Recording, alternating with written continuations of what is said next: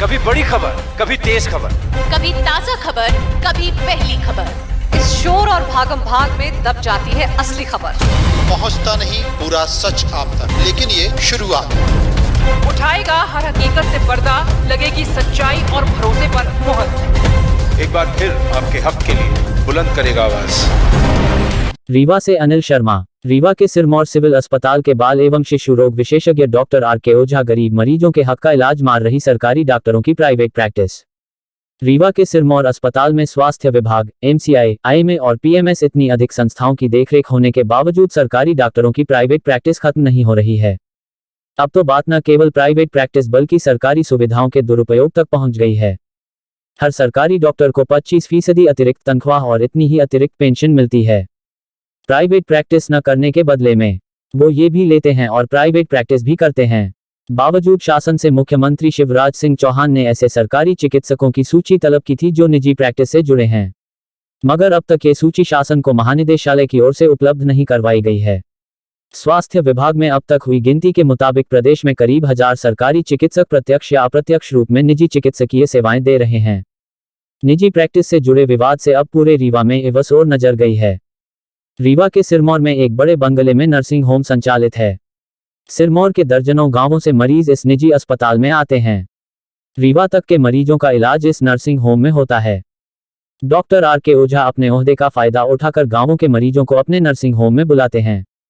ये एक मामला नहीं है। रीवा में प्रोविंशियल मेडिकल सर्विसेज पीएमएस से जुड़े अधिकांश चिकित्सक निजी प्रैक्टिस से जुड़े रहे हैं। कभी निजी क्लिनिक के जरिए तो कभी निजी अस्पताल सरकारी डॉक्टर निजी प्रैक्टिस से जुड़े रहे हैं, जिसका नुकसान गरीब मरीजों को उठाना पड़ता है। सरकार को ऐसे चिकित्सक जो निजी प्रैक्टिस करते हैं उन पर कड़ी कार्रवाई करनी चाहिए। सरकार हमको प्रैक्टिस न करने की एवज में 25% अतिरिक्त भुगतान करती है। ये भुगतान पेंशन में भी होता है, इसलिए इस तरह से निजी प्रैक्टिस करके मरीजों को परेशान करने का कोई मतलब नहीं है। इसलिए ऐसा गलत काम करने वालों पर सरकार को आचरण नियमावली के प्राविधानों के तहत सख्त कार्रवाई करनी चाहिए। रीवा में 70% सरकारी चिकित्सक निजी प्रैक्टिस से जुड़े। रीवा में करीब दर्जन सरकारी चिकित्सक हैं। चिकित्सकों के संबंध में मुख्यमंत्री शिवराज सिंह चौहान की ओर से स्पष्ट आदेश किया गया था कि विभाग जांच करवाए कि कितने सरकारी चिकित्सक निजी प्रैक्टिस कर रहे हैं। स्वास्थ्य महानिदेशालय के सूत्रों का कहना है कि जांच का आगाज हुआ। विभाग ने आंकड़ा निकाला तो प्रत्यक्ष या परोक्ष रूप से 70% डॉक्टर निजी प्रैक्टिस भी कर रहे हैं, जिनकी संख्या लगभग 1000 से अधिक है। मगर ये रिपोर्ट अब तक शासन को नहीं दी गई है, जिससे निजी इलाज करने वाले डॉक्टर दोहरी मलाई मार रहे हैं। सरकार दे रही बस चेतावनी और धमकी। मुख्यमंत्री शिवराज सिंह चौहान ने निजी प्रैक्टिस को लेकर चेतावनी दी थी, मगर विभाग ने कुछ खास कार्यवाही नहीं की है।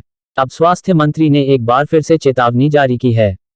स्वास्थ्य मंत्री ने कहा कि राजकीय सेवा में रहते हुए प्राइवेट प्रैक्टिस करना एक जघन्य अपराध है। ऐसे चिकित्सकों को चिन्हित कर तत्काल उनके खिलाफ कठोर से कठोर कार्रवाई की जाएगी। जिन चिकित्सकों के प्राइवेट प्रैक्टिस में लिप्त होने की जानकारी प्राप्त हुई है, उनके विरुद्ध तत्काल दंडात्मक कार्यवाही की जाए। स्वास्थ्य मंत्री ने सभी मुख्य चिकित्सा अधिकारियों को निर्देश देते हुए कहा, वे सुनिश्चित करें कि चिकित्सक समय से अस्पतालों में मौजूद रहें और ओपीडी में बैठकर निर्धारित समय तक मरीजों का उपचार करें। अभी नहीं आए हैं क्या? कितने बजे आते हैं? कहाँ से आए हैं आप? अच्छा, क्या नाम है आपका?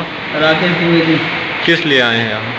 कुकुर काटे हैं, लड़का का पिताजी का तो है, भी लगवा रहे हैं। समय क्या हो रहा है? समय 10 से 12 है। थोड़ा मोबाइल में दिखाएंगे क्या? 10:07 दिखा दीजिए कैमरे में। 10:07। अभी इधर घूमिए आप, इधर। अभी कोई डॉक्टर नहीं है क्या ओपीडी में? पर्ची अभी नहीं कटी है आपकी? किस डॉक्टर को दिखाएंगे? पर्ची करवा के 3 लगवाने पड़ते हैं। अच्छा, क्या डॉक्टर को तो देने का नियम नहीं है। कुछ विशेष परिस्थितियां अगर पैदा होती तब जरूर एक बार कंसीडर किया जा सकता है, अन्यथा नियम तो संविदा को नहीं है मकान देने का। तो अभी फिलहाल उनको मकान मिला हुआ है और वो वहीं पर अपनी प्राइवेट क्लिनिक संचालित करते हैं और हॉस्पिटल में नहीं बैठते हैं। तो ये आपके बात आप संज्ञान में नहीं थी क्या? नहीं, हमारे संज्ञान में आई है और इसकी जांच भी चल रही है।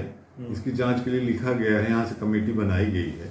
तो जांच करके रिपोर्ट वास्तविकता क्या है, तो लोगों के बयान, स्टाफ के बयान और डॉक्टर साहब के भी बयान ले जाकर इस निर्णय पे पहुंचा जाएगा। वास्तविकता पाई जाती है तो निश्चित तौर पर कार्रवाई की जाए। अच्छा, सरकारी आवास कहाँ से अलॉट होता है? सरकारी आवास हमारे सीएमएचओ ऑफिस से अलॉट होता है। हमको देखना पड़ेगा वास्तव में अलॉट है कि नहीं है, रिकॉर्ड दिखवाना पड़ेगा, उसके बाद इसमें तय करेंगे क्या करना है। उसमें क्लिनिक भी संचालित किया जा रहा है, नियम विरोध है ये?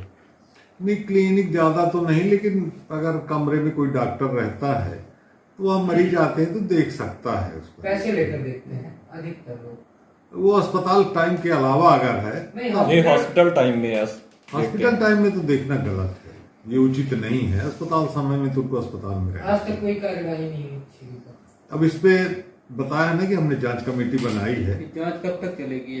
अब जांच अभी देखते हैं, जल्दी से जल्दी कानूनी कार्रवाई करेंगे। पहले तो समझाइश दी जाती है, आदमी को समझाया था, हमने कहा भी था, उन्होंने शुरू भी किया था कुछ समय, लेकिन अब फिर से ऐसा है तो कानूनी कार्रवाई करनी पड़ेगी। अभी कब तक माना जाए कि आप इस पर मामले को जल्द से जल्द संज्ञान में लेंगे? नहीं, हम हफ्ते 15 दिन के अंदर संज्ञान में ले लेंगे। थोड़ा जांच करा ले, उनको दिखवा ले, रिपोर्ट अपने पास आ जाए लिखित, फिर उसके बाद इस पर कार्रवाई शुरू करेंगे।